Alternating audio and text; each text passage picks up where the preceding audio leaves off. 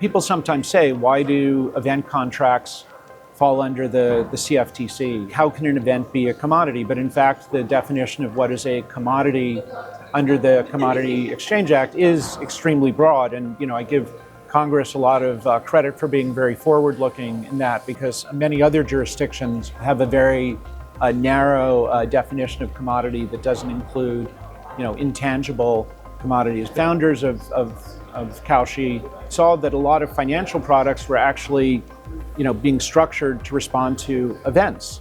And, why not just offer the product directly on the event itself?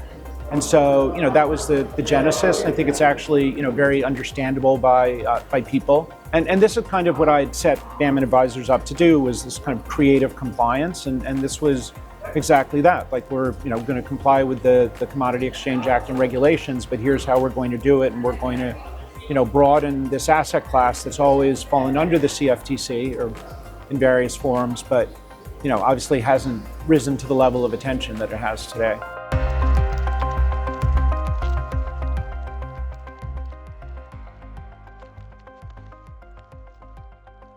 In 2000 or 2001, I was working for what we would now call a SEF, swap execution facility, and I was working on a number of products, including energy, power and gas products, and we were working with an electronic exchange called Altra. I was at Prebond to kind of come up with a joint voice electronic business, and the founder of Altra, who knew the FIA people, said, "Hey Jeff, can you come down and be on a panel to discuss these products?"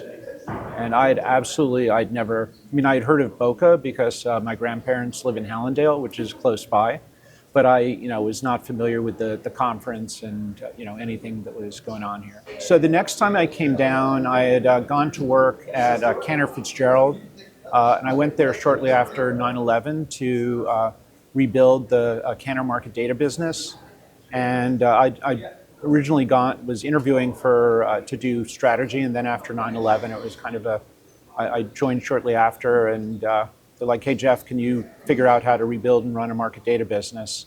And so Cantor's data was U.S. Treasury, primarily treasuries and swaps, and we knew there were a lot of futures people here, and so we thought, hey, maybe we can sell some of our treasury data, real-time treasury data, to the futures people.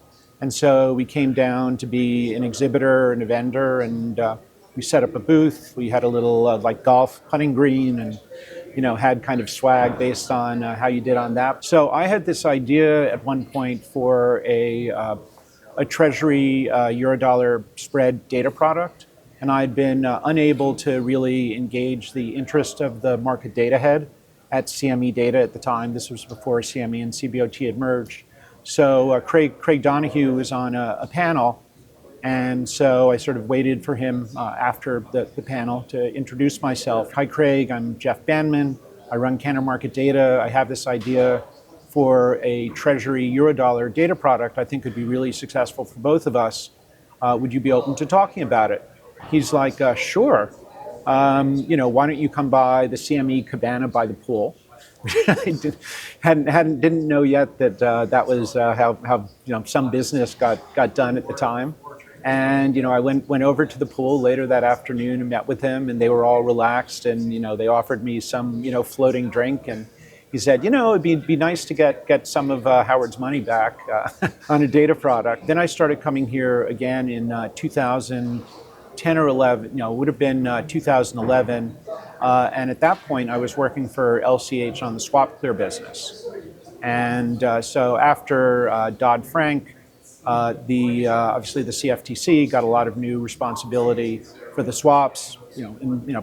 All of a sudden you had, I think it was historically a futures industry conference, and all these swaps people were coming into the industry. And at LCH we were trying to basically pitch mandatory clearing. LCH, we really felt like we were walking into the lion's den here because, LCH, nobody in America had really heard of LCH or SwapClear, and obviously CME was the big favorite. We were the underdog, and everywhere we looked, we saw CME. It was a lot going on. Obviously, the introduction of mandatory clearing. Now people take it for granted, but at the time, it was the introduction of the swaps community and industry into Boca. That was interesting times for sure. After LCH, I went to work for the CFTC, and I had a few roles there. Initially, I was an advisor to Chairman Tim Mused in the chairman's office, and then he kind of rotated me through a few different roles. I ran the International Affairs Office for a bit, ran the Division of Clearing and Risk, and then later I worked for Chris Giancarlo and started up LabCFTC. So the first, coming back to Boca from the point of view of a regulator was absolutely fascinating. Really just a very interesting, different world. And I saw that, you have just one meeting after another. And, I'd come here and, gone to sessions, and it was just people, obviously everybody wants to meet with the chairman, and people are very nice to me because I'm, working for the chairman. And, it was a really interesting perspective. I had no idea until then that there was this whole International Regulators Day. And, I think, people walk around and in fact, people come very senior and very, engaged authorities from all over the world come to CFTC, and the Office of International Affairs at the CFTC sponsors this whole day of, there's programming and discussions and seminars, and it's really a great combination, and it really sort of educational for me as well in terms of just the CFTC's place in the world and how respected, the CFTC is in the international, international community. What a real leader the CFTC is in that space. So that was really, that was quite fascinating and interesting. And then the next year when I came down here, the chairman had moved me around. So I was actually running the Division of Clearing and Risk at that point. So I was now regulating my former colleagues at LCH, as well as doing a number of other things at the agency. What was it like regulating your former colleagues? Hopefully they would agree that I was fair. When you've worked in an organization, you know the things that they do best and the things that are more efficient and important for the regulator to focus on. And the chairman talked about it, acting chair, in her speech today. At the regulator, you're working for the American taxpayer, and you're constantly, you've got a lot of priorities, and you've got to set them. And so, making sure that in the kind of supervision and examination, you're focusing on the most important things that need attention, I think is actually valuable both for the regulator and for the, and I think that's something that people who come into the agency with some, market experience, it is part of the value add, if it's utilized for that. What was your experience like with LabCFTC? In 2014, Chairman Mused had testified before Congress that we thought Bitcoin is a commodity and therefore of interest to the Commodity Futures Trading Commission. And I didn't know a lot about Bitcoin at the time, but I knew a little bit. And actually the reason was that David Rudder, who you mentioned earlier, had called me up in late 2013, early 2014. He was like, Jeff, have you looked at this Bitcoin thing? And Dave has this kind of FM DJ voice, So, and his Dave Rudder voice said that to me.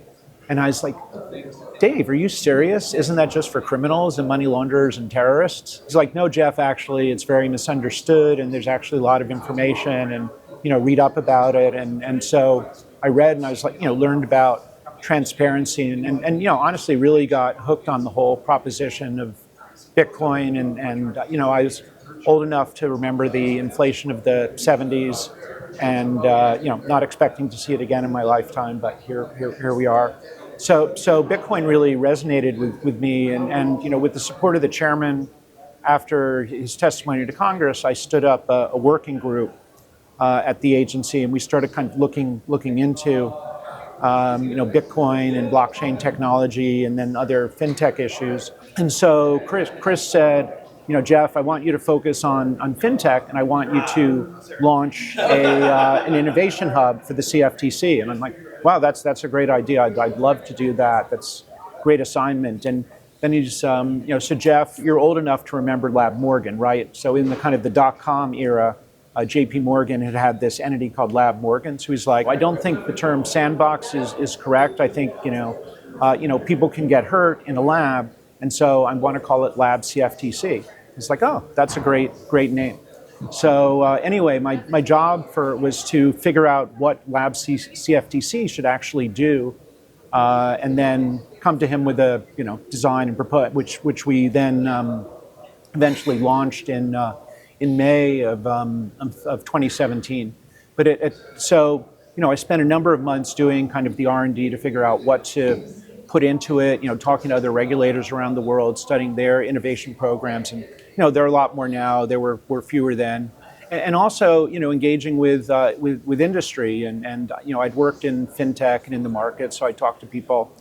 And, Boca was really a great place to talk about Fintech because people are here and, everybody's happy to meet with, somebody from the CFTC. And most people, I'd say, they said, hey, this is great. We're really happy. Hooray for Fintech. We're glad the CFTC is going to do something here. I think, well, what does the CFTC? Well, it has expertise that nobody else has across a number of different products and markets.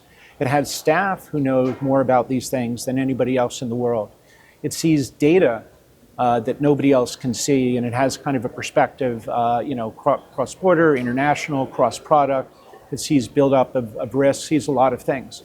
So actually, the more I thought about it, there were a lot of things that really only the CFTC could do. And again, Boca was great because, all the fintech leaders of all the different, is all represented here. And, since long before people were calling it fintech. What does Bandman Advisors do? When I set up Bandman Advisors, kind of the main focus was, really helping companies kind of bridge the gap between, having worked in the markets and in regulation and having been on the legal side and the business side and strategy side. It was really to try to kind of combine those. So I got very interested from my time at the CFTC in RegTech and what we now call soup tech. So I helped a number of companies in that space. I actually did some expert witness work, some in crypto, some in swaps, some in futures, so kind of across all of those.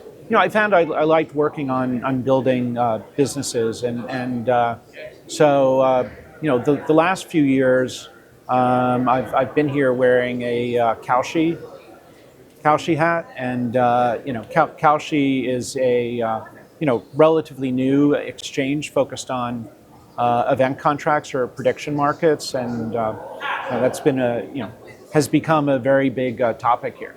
What was it like coming to Boca with the Kalshi founders for the first time? That was in 2022. So they were new exchange leaders. They didn't know that many people here.